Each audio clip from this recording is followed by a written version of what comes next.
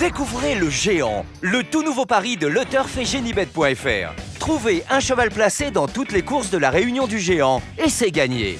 Avec le Géant, tous placés pour gagner.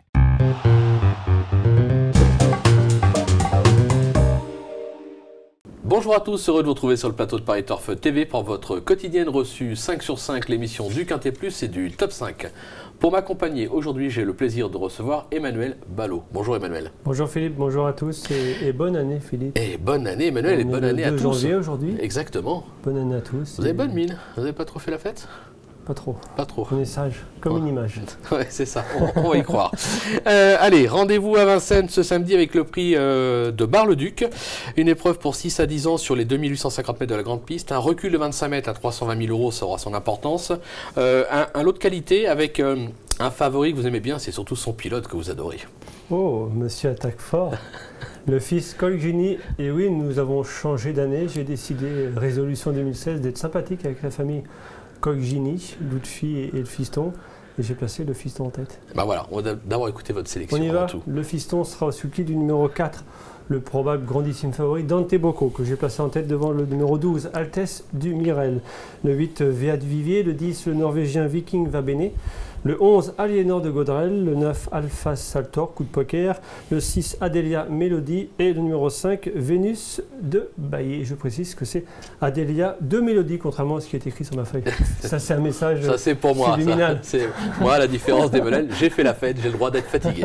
Alors, le numéro 4, Dante Bocco, on y revient. Un cheval qui compte déjà 3 succès dans les groupes 3 sur ses parcours de tenue. Et notamment un récent, c'est notre course référence, le 28 novembre dernier, dans le prix de Chenonceau. Sur sa lancée, il peut encore frapper fort. Oui, c'est un rouleau compresseur. Je pense que le 2008 de la grande piste ne devrait pas le gêner parce que l'autre jour c'était 2007. Là, c'est départ en montant, mais bon, ce jour-là, il battait le champion de Francagne, Briac d'Arc, qui n'est pas n'importe qui.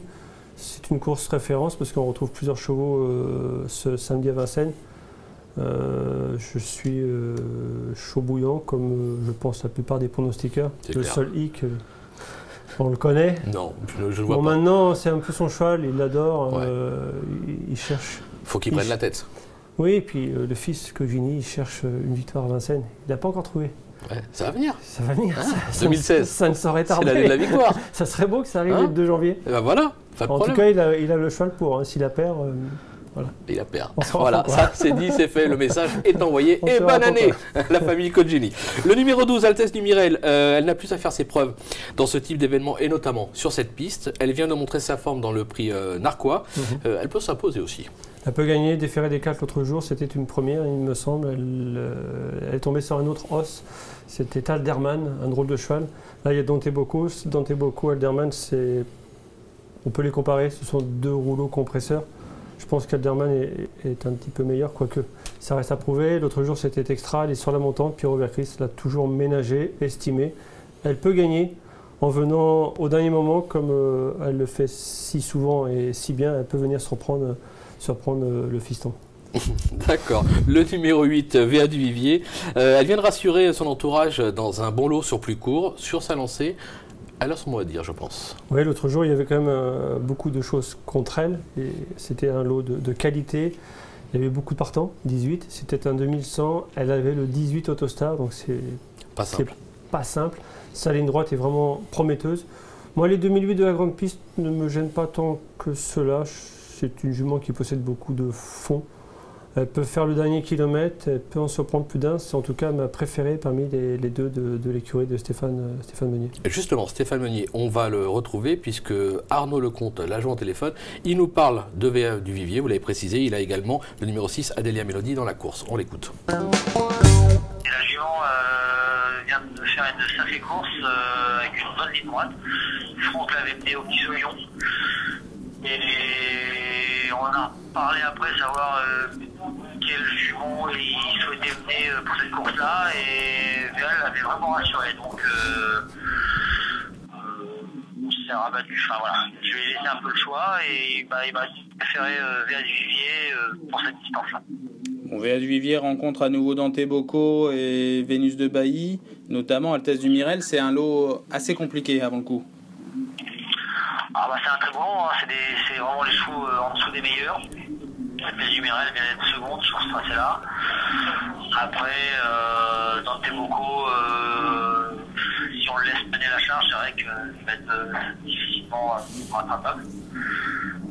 Bon, la jument est bien, très bien travaillé ce matin. Il lui voit une bonne chance.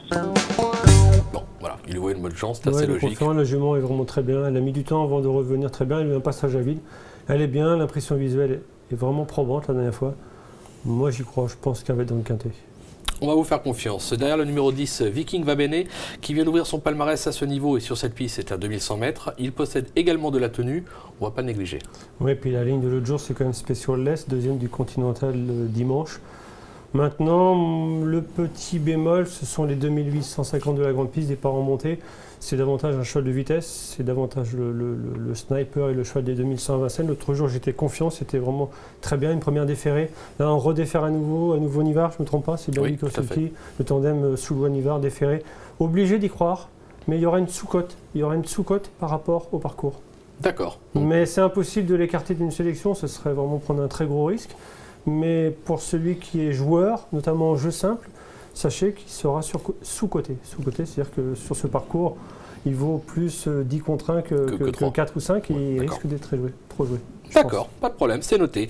Le numéro 11, Aliénor de Gaudrel, ses dernières sorties vont lui avoir été profitables. Elle a prouvé par le passé qu'elle valait une telle épreuve, au moins qu'elle était à sa place dans cette catégorie. Elle peut brouiller les cartes pour une place. Pour les places, davantage pour les places, c'est vraiment la jument qui finit souvent en tête des battues. Elle a des gains, donc elle est obligée de se cogner des lots de qualité, entre guillemets.